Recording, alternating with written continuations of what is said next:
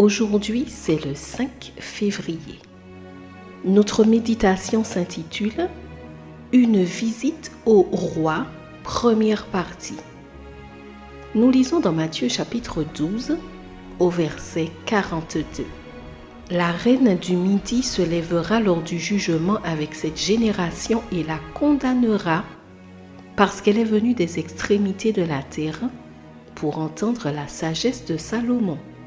Et voici, il y a ici plus que Salomon.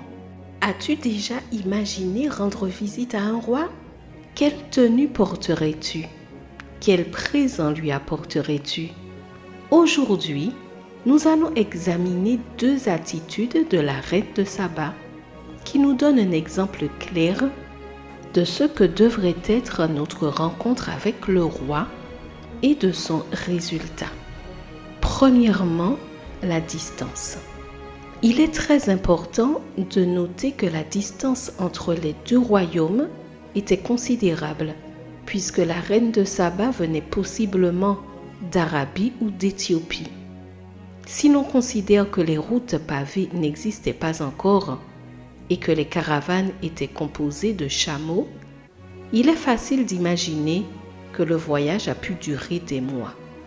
La reine a quitté le confort de son palais, ses serviteurs, sa nourriture chaude et fraîchement préparée, son lit douillet et son fauteuil royal, car son désir de rencontrer le roi était si grand qu'aucune route longue, rocailleuse et inconfortable ne pouvait l'en dissuader.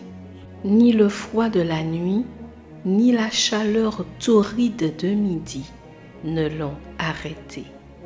Maintenant, réfléchissons. Est-il parfois difficile pour nous de quitter le confort de nos maisons pour aller à la rencontre du roi de l'univers?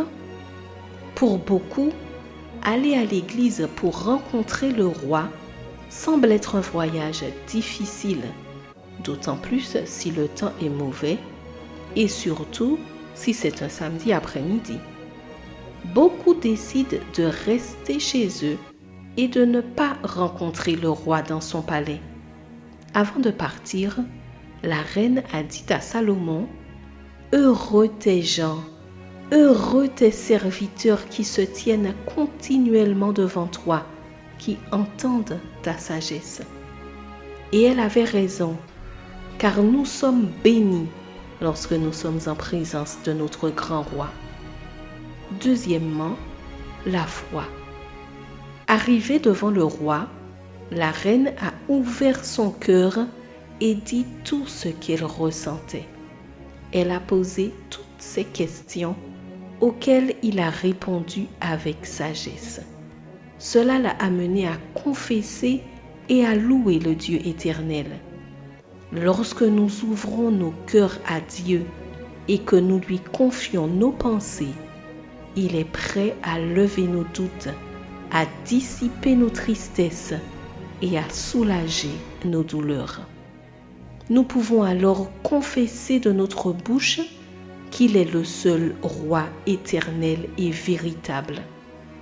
Quelle est ton attitude lorsque tu vas rendre visite au roi des rois et au Seigneur des seigneurs? Demande à Dieu ce matin de te conduire dans une vraie rencontre avec lui. Post-scriptum, heureuse d'aller au roi. Je te souhaite une bonne journée sous le regard du Seigneur.